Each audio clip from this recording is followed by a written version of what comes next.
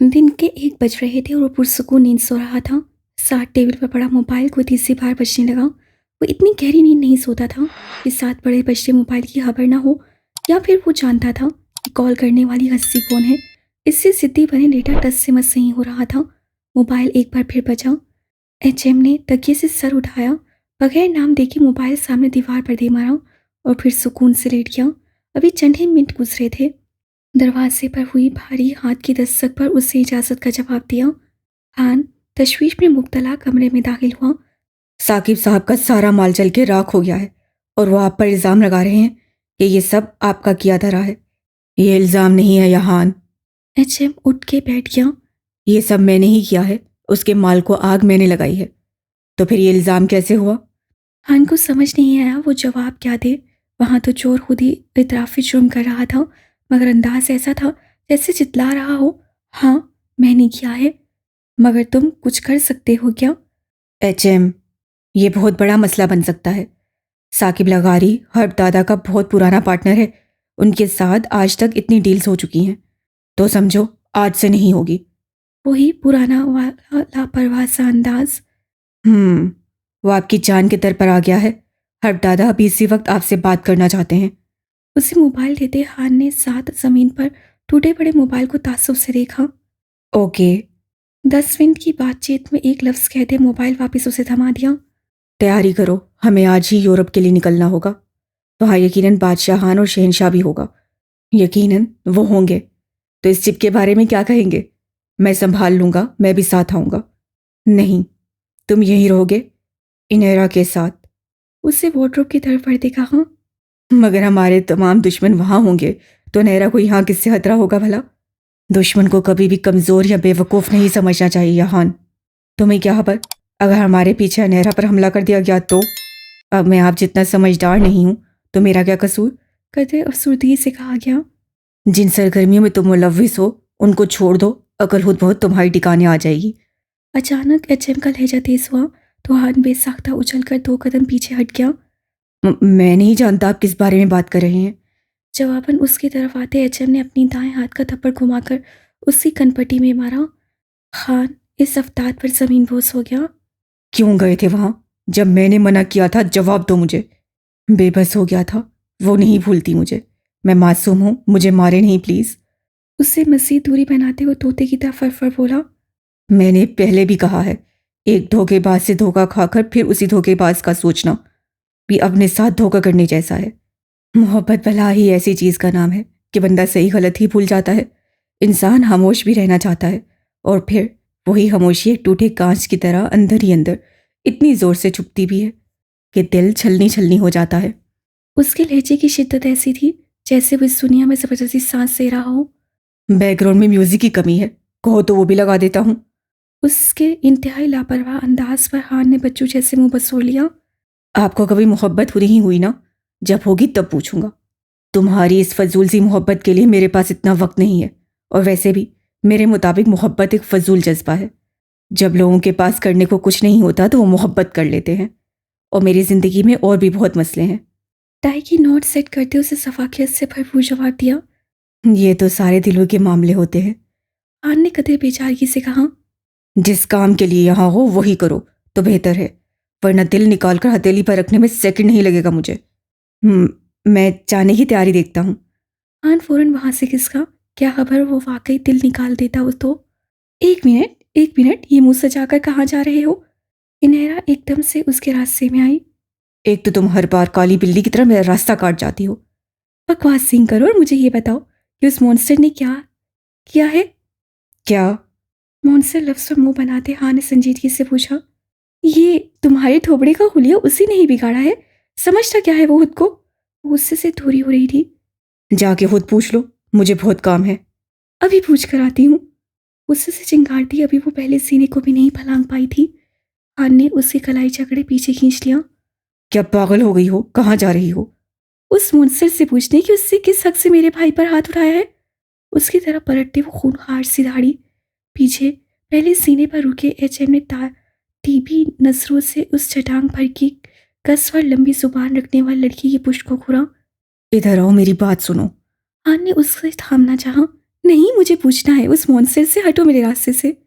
अभी ये नहरा पलटती पीछे वहशत सदा से खड़े एचएम को खुद को आग उगलती नसों से घूरता देखकर वो अपनी जगह जम गई।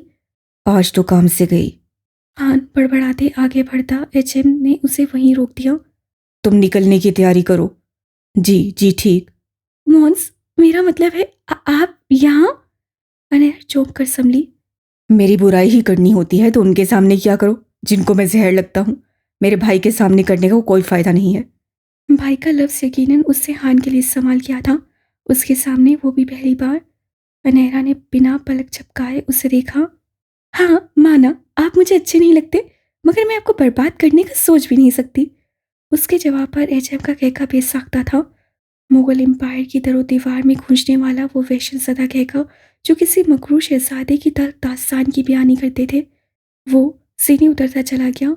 अनहरा तंबाखुद सी वहीं खड़ी रह गई। बुद्ध बनी क्यों खड़ी हो? वो हंसे क्यों? क्या मैं पागल हूँ जो वो मुझ पर हंस रहे थे? नहीं, तुम पागल नहीं हो, मगर तुमने बात पागलों वाली की इसलिए वो हंसा। तुम उसे बर्बाद नहीं कर सकती नहरा, बल्कि तुम क्या, इस दुनिया की कोई हंसी ऐसी ताकत नहीं रखती स्वाय एचएम के, क्योंकि वो शख्स अपनी बर्बादी आप है। वो एचएम है, अपने आप में एक ताकत और तूफान, और वो जिस दौर का गैंगस्टर है वो दौरे एजाब कहलाने के लायक है। वो दुश्मन को मारता नहीं बल्कि उसका नामो निशान ही सफ़ा हस्ती से मिटा देता है।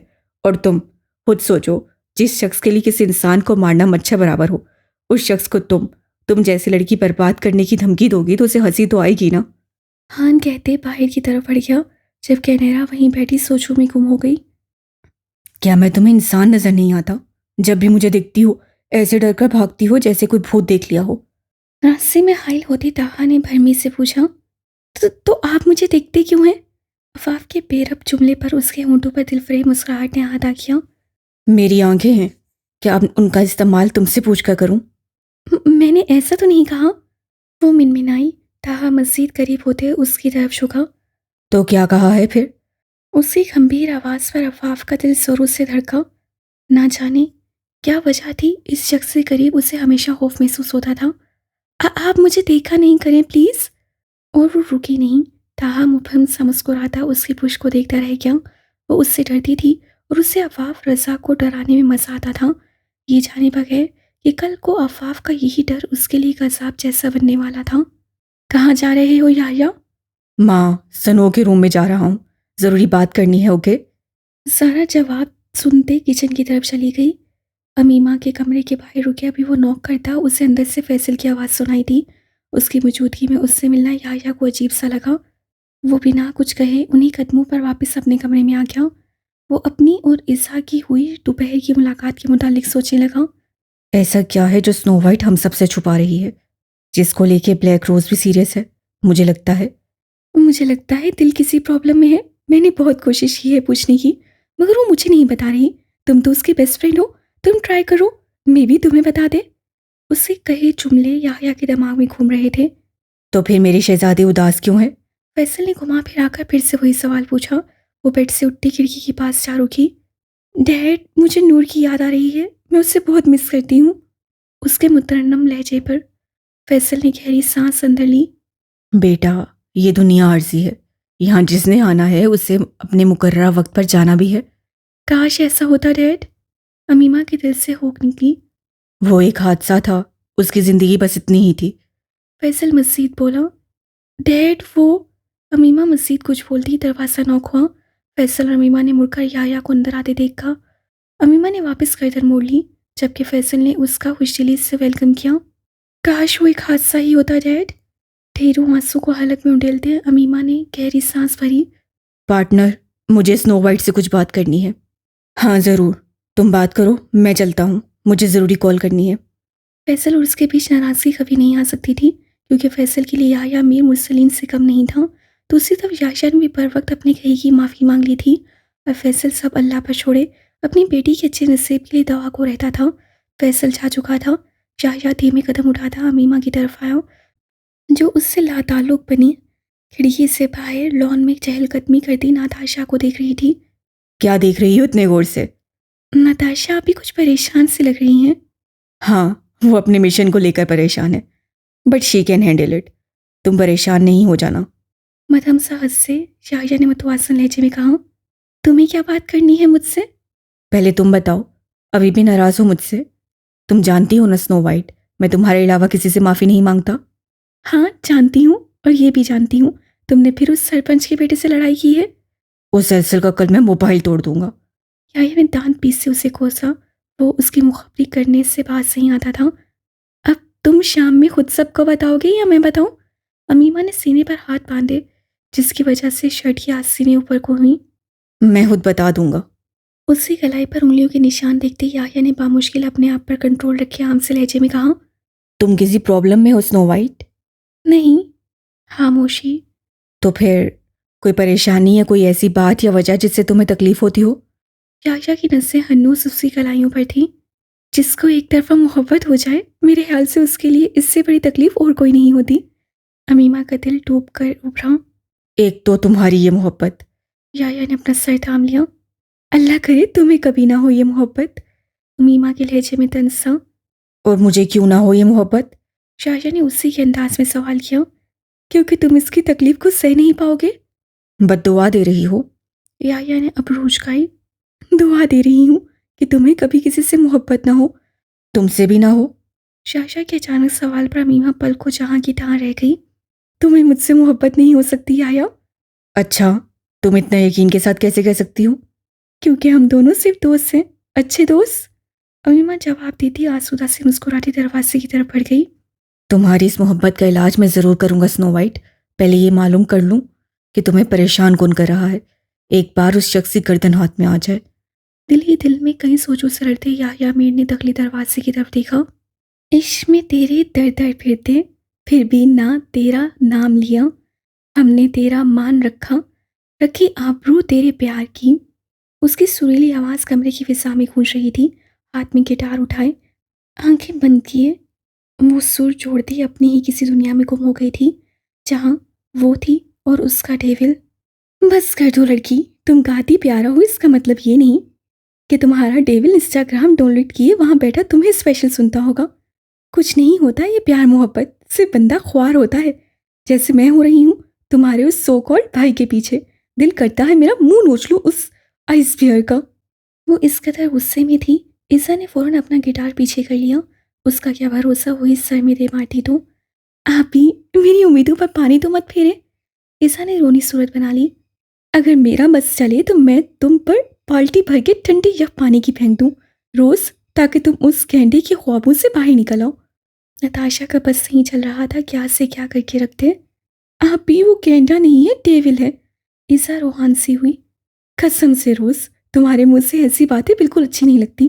कहाँ तुम किसी लड़के को खुद को खूनने तक नहीं देती, वो कहाँ एक सड़क छाप गुंडे के ख्वाबों में दिन रात खोई रहती हो।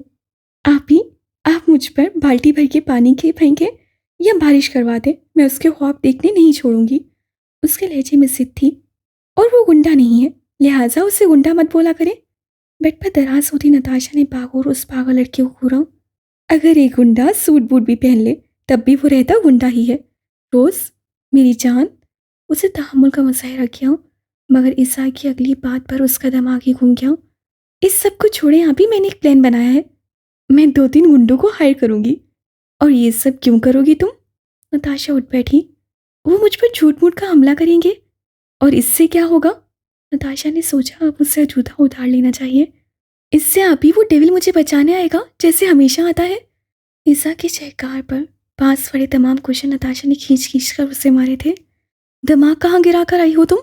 हाँ, क्या यहाँ कोई सर्कस लगा हुआ है? इतनी खतरनाक सोचे तुम्हारे दिमाग में डालता कौन है?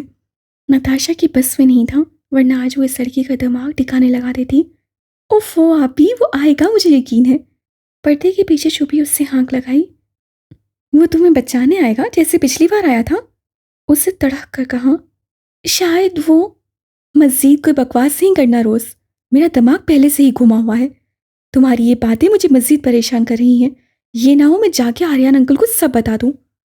उसकी धमकी पर ईसा ने सामने आते हल्की से उसे घूरा और बगैर कुछ कहे कमरे से वॉकआउट कर गई।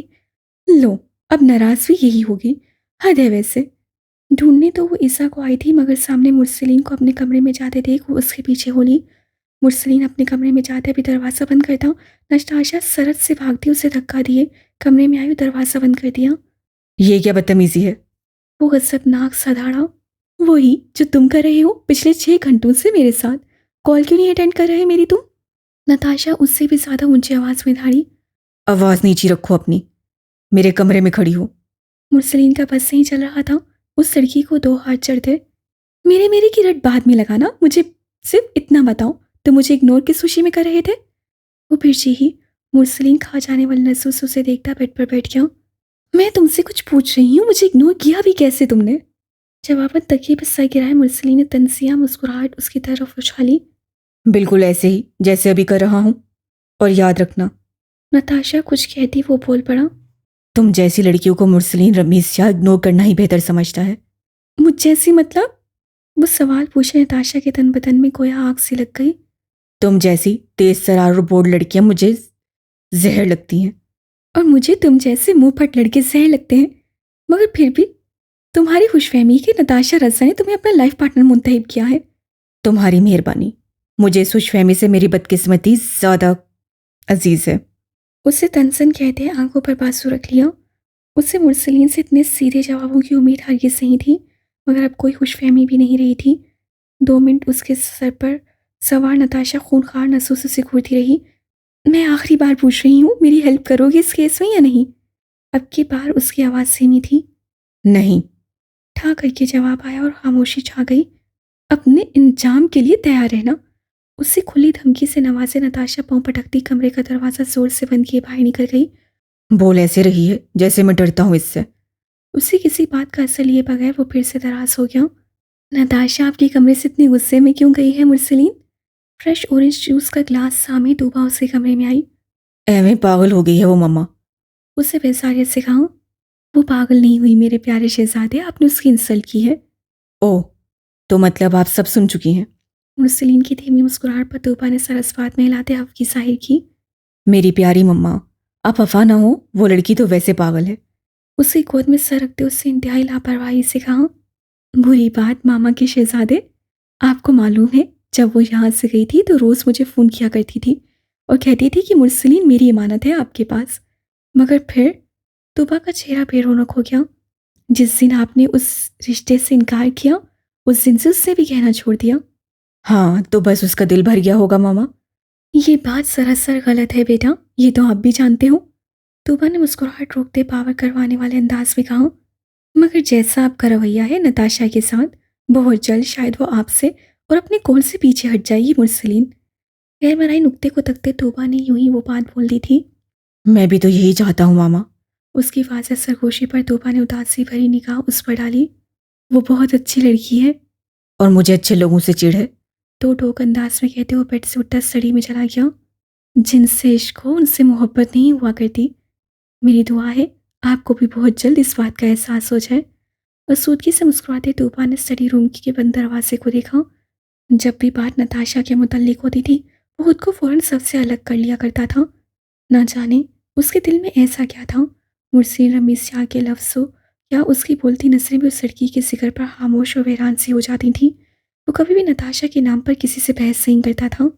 वो सब खाने की टेबल पर जमा थे, सभी एक दूसरे को खूनखार नसों से घूर रहे थे। नताशा मुरसलीन को जो बिना कोई असर लिए खाना खा रहा था, ताहा अफाफ को जो खुद को उसकी नसों से छुपाने की कोशिश में हद्दालामकान बहुत जल्द टेबल के नीचे पाई जाने वाली थी। ईसा नताशा को नाराज़गी के बायस घूर रही थी, जबकि याया और अमीमा के सपने ही आंखों में इशारे चल रहे थे। वहीं एक तरफ नताशा एक साइड बैठे ताहा को भी भूखी शेरनी की तरह घूरने में मसरूफ थी, जबकि दूसरे रुख बैठे मलिक विला के तमाम बड़े कुछ हैरत और कुछ अजीब नजरों से उन सबको देख रहे थे। भाई, मुझे लगता है कुछ मिनट बाद यहाँ पानीपत की जंग छिड़ने वाली है। मेरा भी यही मानना है। हमसा की घोर अफशानी पर फैसल फौरन बोला। मुझे लगता है बच्चों के साथ कोई मसला है। अब ये बच्चे किंडरगार्टन के बच्चे तो नहीं हैं ज़ारा, जिनके साथ कोई मसला होगा तो वो उसे सॉल्व नहीं कर सकते होंगे। हमसा के लुकमे पर वकास और आर्यान ने एक बार फिर उन सब पर नजर डाली, मगर सुमेरा बेगम और आर्यान समेत वकास की तादीबी नजरें बार बार ताहा की तरफ उठ रही थीं, जो उन्हें ताहा की तरफ से माशकूक कर रही थीं। तूबा और फैसल याहिया और अमीमा को नोट कर रहे थे।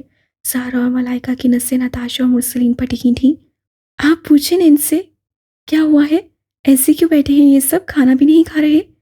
आयाम की फिक्रमंद सी आवाज़ पर आर्यन उसके हाथ पर दबाव डालता उसे पुरस्कून रहने को कहता, उनकी तरफ मतवज्जा हुआ। क्या मसला है? कोई परेशानी है क्या बच्चों? प्रिंसेस आप बताओ। आर्यन ने महज एक सवाल पूछा, मगर उससे क्या खबर थी वो सवाल वहाँ कौन सा नया बखेड़ा खड़ा करने वाला है। मैं नताशा आप ही से नाराज़ हूँ, ईसा गुस्से से चीखी। अंकल, मैं उस इंसान की कल से मिन्नतें कर रही हूँ मगर ये मेरी हेल्प नहीं कर रहा। नताशा मुर्सलीन को कच्चा चबाने के दर पे गला फाड़े चीखी।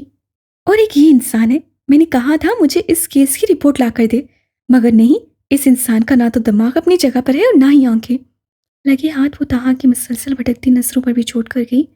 एक सेकंड, मुझे क्यों बीच में घसीट रही हो? ताहा गड़बड़ाते एकदम से चीखा। इसलिए क्योंकि तुमसे मैंने रिपोर्ट का कहा था। तो रिपोर्ट हवलदार ने लाकर देनी थी। रिपोर्ट जो भी लाए, मैं इस केस में कोई हेल्प नहीं करूंगा। तुम्हारे अच्छे भी हेल्प करेंगे मुरसलीन शाह। उनकी हेल्प ले लो नताशा रजा। उससे भी दूध बोधू जवाब दिया। अपने पंगे खत्म नहीं होते दोनों के और मुझे बिला वजह के टोंट मार रही हो। नताशा आप ही अपनी गलती कभी देखती ही नहीं है। तुम चुप करो ईसा, वरना तुम्हें मैंने उसी के पास पहुंचा देना है जिसकी वजह से मुंह बना के बैठी हो। बस बहुत हुआ, मुझे किसी से बात नहीं करनी। ईसा ने मुंह बसोड़ लिया। मेरी बहन पर किस बात का गुस्सा उतार रही हो तुम? ये तुम्हारी बहन होने के साथ मेरी भी कुछ लगती है, इससे खामोश बैठे रहो तुम। तुमसे बात नहीं की मैंने। उन चारों की आपस में बहस जारी थी। आर्या और बाकी सब उस वक्त को पछता रहे थे जब उन्होंने वो सवाल करने का सोचा था। सब अपनी ही धुन में थे, सवाए उन दोनों के जो उन चारों को जाने दुश्मनों की तरह लड़ता देख रहे थे। याह्या ने मामले की संगीनी भांपते और अपनी हैरियत की आवाज़ से अमीमा की तरफ निगाह डाले गर्दन नफ़ी में हिलाई। वहीं अमीमा ने सर अस्पात में हिलाया। याह्या ने उसे आंखें दिखाते फिर नफ़ी की। अमीमा ने ज़रा सा सहमे आंखें झुकाए फिर हाँ ही कहा। वो ऐसे ही थी, याह्या अमीर के लिए जान देने को तैयार रहने वाली, मगर उसकी गलत हरकतों पर कभी पर्दा नहीं डालती थी। बड़े पापा, याह्या ने आज फिर यूनी में किसी लड़के से लड़ाई की है और अब वो आपको यूनी बुला रहे हैं। जहाँ अमीमा ने एक ही सांस में कहा, वहीं सबकी चलती जुबानें रुक गईं। सबकी गर्दनों के साथ शिकायती नजरों का रुख भी याह्या अमीर की तरफ घूम गया। उससे बामुश्किल थूक निकला और इर्द गिर्द देखा, जहाँ ज़ारा और हमजा उसे सर हाथों में थामे नजर आए। गोया किसी भी तरह की जस्टिफिकेशन के बावजूद उन्हें अपने सबूत से ऐसी ही उम्मीद थी। अब किससे लड़ाई करके आए हो तुम? आर्यन की कराख्त आवाज़ पर याह्या की अफवाह नज़रें सनों से हटी। शनावर से। लहजा किसी भी तरह की शर्मिंदगी से भाग था। वजह? मुझे गुस्सा आ गया था। उसने क्या तुमसे लेस छीन लिया था जो तुम्हें गुस्सा आ गया? असल वजह बताओ, बात को घुमाओ नहीं। वो एक लड़की को हरास कर रहा था, मुझे गुस्सा आ गया। मगर सच कह रहा हूं, मैंने उसे छुआ तक नहीं, सिर्फ धमकी दी थी और प्यार से कॉलर सेट किया था। मगर शायद उसे तुम्हारा इतना प्यार हजम नहीं हुआ, यही कहना चाहते हो ना? मुरसलीन के जुमले पर याह्या के बाकी के अल्फाज मुंह में ही रह गए। फैसल से नजर हटाकर उसने तिरछी नजर से सबको बारी बारी देखा। अब आप सब मुझे ऐसे तो नहीं देखें, मेरा क्या कसूर भला? हाँ, अगर मैं किसी ज़्यादा दुश्मनी के तहत लड़ाई करता तो आप सब मुझे डांटते, मगर मैंने एक लड़की की हेल्प की और अगर आइंदा भी मेरे सामने किसी और शनावनी हरकत करने की कोशिश की तब भी मैं यही करूँगा। वो अपनी बात पर कायम रहने वालों में से था। मगर अपनी लिमिट्स में रहकर। हाँ, ज़्यादा हाथ नहीं लगाऊंगा, बेफिक्र रहें। याह्या ने शराफत से हाथ उठाए। ये ना हो फिर कल को मुझे तुम्हें भी लॉकअप में डालना पड़े। मुरसलीन के बाद ताहा के जुमले पर वो एकदम से बदका। अल्लाह ना करे मेरे बेटे पर कभी ऐसा वक्त आए। वो कुछ कहकर ज़ारा बेटे की मोहब्बत में बोल पड़ी। देख ले मामा, भाई अपनी पुलिसगिरी यहाँ भी झाड़ने से बाज नहीं आ रहे। मैं सिर्फ मजाक कर रहा था मामा। ताहा भी फौरन बोला। वहाँ एकदम से खुशगवार माहौल बन गया, मगर आमने सामने बैठे याह्या और स्नो वाइट की नज़रें उलझ रही थीं, जिसमें एक की नज़र में अफकी तो दूसरी कुछ सहमी सी बैठी थी, जैसा हमेशा से होता था। मुरसलीन, नताशा वाले प्रोजेक्ट का क्या बना? वहाँ सब खुशखबरियों में मसरूफ़ थे। एकदम से आर्यन की भारी और संजीदा आवाज़ पर खामोश हो गए और यहाँ पुरसुकून और मज़े से बैठे मुरसलीन शाह के छक्के छूटे थे। तमाम बड़ों की खुशी नज़रें उसके चेहरे पर टिकी थीं, क्योंकि वो एक अहम प्रोजेक्ट था जिससे अलबत्ता मुरसलीन रमीज़ शाह हल्के में लिए बैठा था, सिर्फ नताशा की नफ़रत में। मुरसलीन की अचानक नज़र नताशा की तरफ उठी। उससे दिल जला देने वाली मुस्कुराहट उछाली और फिर वो कुछ कहता नताशा ऐसे बोली जैसे उस पर दुखों के पहाड़ टूट पड़े हों। आर्यन अंकल, मैं कल से इससे बोल रही हूँ कि डिस्कशन कर ले। और जो मेन पॉइंट से नोट डाउन कर ले। और ये मुरसलीन की तरफ इशारा करके उसे ताहा की तरफ नजर उठाई, जिसकी नसें हनूज भटक भटक आफाफ पर जा रही थीं। इसको रिपोर्ट बनाने को कहा था, मगर इसकी तो तमाम हिस्से जैसे किसी और ही दुनिया में प्रवास कर गई हैं। ये हुआ मुझे इस सब में घसीट रही है बड़े पापा। हालांकि रिपोर्ट, बस खामोश हो जाओ सब। वो मजीद कुछ कहता, आर्यन की आवाज़ पर सब ठहर गए। तीनों ऑफिस रूम पहुंचो मेरे, वहीं बात होगी। आर्यन के हुक्म की तामील करते वो सब खामोश हो गए। सुमेरा बेगम समेत वो तीनों खाने के बर्तन समेटती किचन में मौजूद थीं, जबकि ओन साहब आसिया बेगम के साथ चले गए। याया पहले ही वहाँ से उठ गया था। उसके बाद ही अफवाह भी उठती ताहा की नसों से बजती कमरे में चली गई। अमीमा जो किचन में जाने का इरादा रखती थी, मैसेज की बीप पर सीढ़ियों की तरफ लपकी। उसके मैसेज को मुकम्मल इग्नोर किए अमीमा उल्टी राह लिए अपने कमरे की तरफ आई, जहाँ पहले ही याया मीर उसके इंतजार में बैठा था। उसे अंदर आते देख कुछ भी समझने का मौका दिए बगैर अध खोले दरवाजे से अंदर खींचते उससे कलाई मरोड़े इस तरह से खींचा कि उनके दरमियान कुछ इंच का फासला फिर भी कायम रहा था। बहुत शौक है तुम्हें मेरी इंसल्ट करवाने का? इंतहाई भरमी से पूछते उससे कलाई झटकी। हाँ, तो तुम मत किया करो लड़ाइयाँ। मैंने लड़ाई नहीं की थी। वो भड़का। बिल्कुल, तुम सिर्फ हीरोगिरी दिखा रहे थे। अमीमा ने भरपूर तंज करा। मैं जो भी करूं, तुम मेरी दादी मत बना करो, वरना अगर मैं दादा बनने पर आया, जो कहानियां तुम मुझसे छुपाती फिर रही हो, उन सब की डेड एंडिंग लिखने में या मीर पल भर की भी मोहलत नहीं लेगा, समझी तुम? उसके बाजू पर गिरफ्त सख्त करके पीछे को हल्का सा झटका दिए उसके मुंह पर गुर्रा कर कहता जा चुका था। कहानियाँ डेड एंडिंग? कहीं याया को? आंखों के गोशे भीगने लगे। अमीमा दिल में उठते पूरे हज्जात की मुसलसल नफी करती, कभी दरवाजे को तकती तो कभी उन लम्हों को कोसती जब वो उस दिन लाइब्रेरी में गई थी।